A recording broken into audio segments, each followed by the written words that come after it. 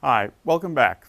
We're up to lecture 19, and the topic of today's lecture is chi-square tests. In the first segment, we'll cover the chi-square goodness of fit test, and in the second segment, we'll cover chi-square's test of independence. So this lecture is divided in just those two segments. In the first segment, we'll talk about the chi-square goodness of fit. Up to this point in the semester, all of the analyses that we've covered in the course have assumed that we have a continuous outcome variable or dependent variable in experimental research. So typically the outcome variable was an interval variable or a ratio variable. Well, what do we do if the outcome variable is categorical? For example, if it's a nominal variable. Well, there are lots of examples of that. So if we go back to the beginning of the course, that first lecture, a diagnosis of polio, if we looked at it at the level of individual children, that would just be positive or negative. You're either diagnosed with polio or not. That's a categorical outcome. A place where this is very common, this type of research, is in psychology and law, where we're trying to predict whether a juror will vote guilty or not guilty, or guilty or innocent in a trial. Another place where this is very common is in election polling. So when we poll before important elections, we want to know how a voter is going to, which candidate they're going to choose, candidate A, candidate B, candidate C, and so on. Again, those are categorical outcomes. So as I said, we're going to talk about two types of chi-square tests in this lecture. The first one is the chi-square goodness of fit statistic, and the second one is the chi-square test of independence. Both can be used in either experimental research, like in the polio vaccine study, or just in correlational research, like in the election results. We're not manipulating anything, we're just observing how people are going to plan to vote. So the chi-square goodness of fit statistic, it just determines how well a distribution of proportions fits an expected distribution. So in election polls, is there a statistically significant difference in voter preference across the candidates? The chi-square test of independence determines whether there's a relationship between two categorical variables. It determines if there's a contingency, and you'll hear that phrase contingency table. So in the election example, we could look at whether there's a relationship between the gender of the voter and the candidate that they prefer. So I'm going to use an election example throughout this lecture. I live in New York City, and currently there is an election going on or coming up for a new mayor in New York. And assume I wanted to conduct a very small poll to see how, say, my neighbors intend to vote in this upcoming election. So right now, some of the leading candidates are Christine Quinn. She's the overall leader. Joseph Lota is another one of the leading candidates. But there's several candidates in the field right now. It's still early. I'm filming this in August. The election doesn't take place until November. So that's lots of other candidates. So I just put in an other category. So let's assume we just asked 60 New Yorkers who are planning to vote this November, who do you intend to vote for? Quinn, Lota, or someone else? And let's assume that we got these results. So 23 for Quinn, 12 for Lota, and 25 in the other category, which is about representative right now of what people are thinking in New York. If we're doing a chi-square goodness of fit statistic, the null hypothesis assumes that there are equal proportions across those categories. So it should be that there's no effect, that we can't detect a difference between the candidates. The alternative hypothesis is that we'll get unequal proportions. The chi-square statistic, this is the formula for goodness of fit.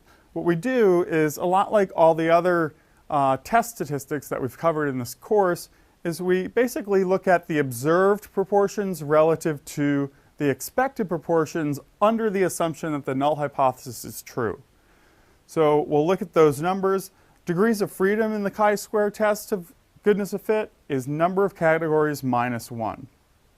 And of course, the p-value is going to depend on the actual chi-square value that we get and degrees of freedom. So just like we did with the t-test, we had the family of t distributions, and the f-test, the family of f distributions.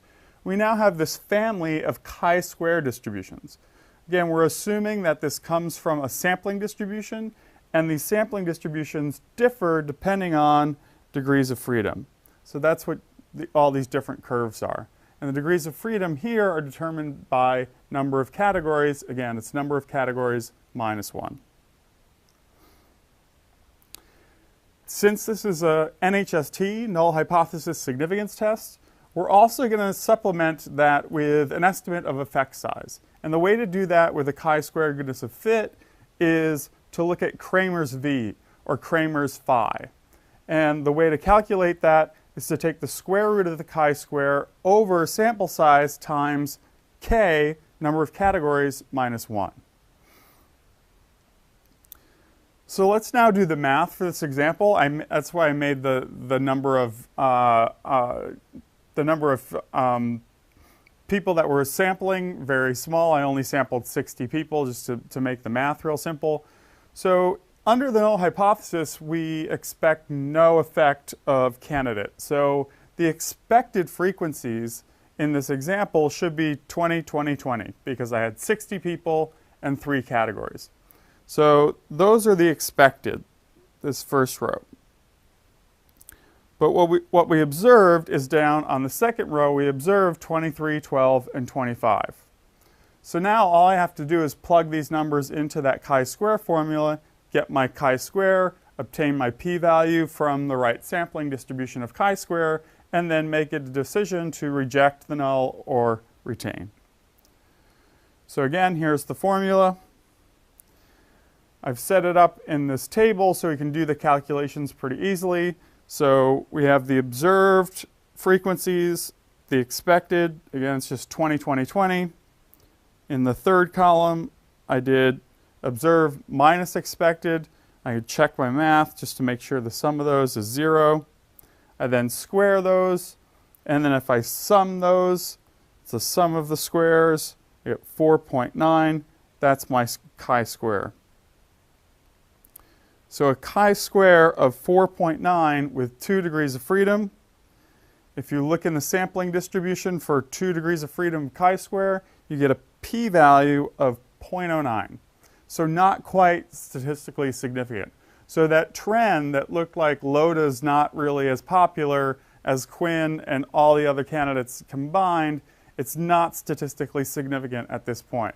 So while we could say that it looks like Quinn has a slight advantage over LODA, it's not a statistically significant effect.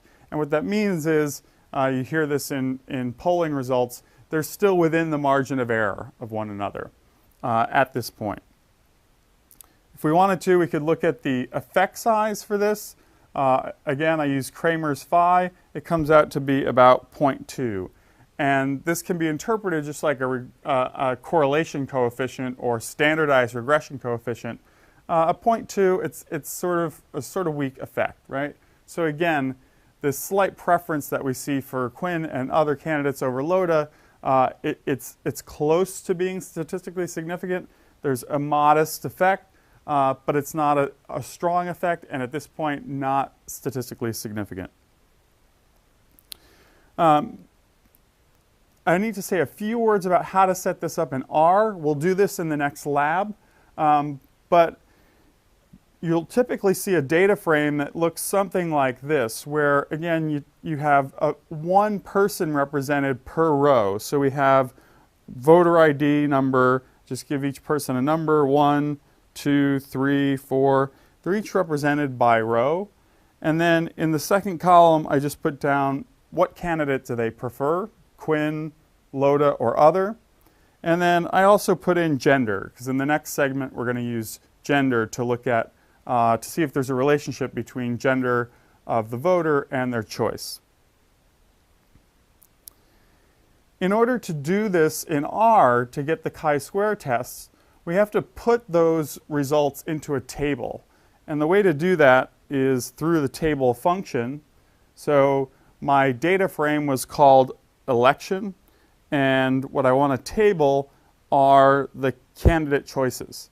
So if I put those into a table and call those my observed, and then run the function chi-square test on observed, then I would get the following output. And this matches exactly what we got for our calculations. The chi-square is 4.9, degrees of freedom is 2, and the p-value is 0.086, rounded up to 0.09 is what I got in my hand calculations. So to wrap up this segment, chi-square tests are used when we have a categorical outcome variable and as well categorical predictor variables. The chi-square goodness of fit statistic is an NHST, so we want to supplement that with an estimate of effect size. The way to do that in chi-square is Cramer's V or Cramer's phi.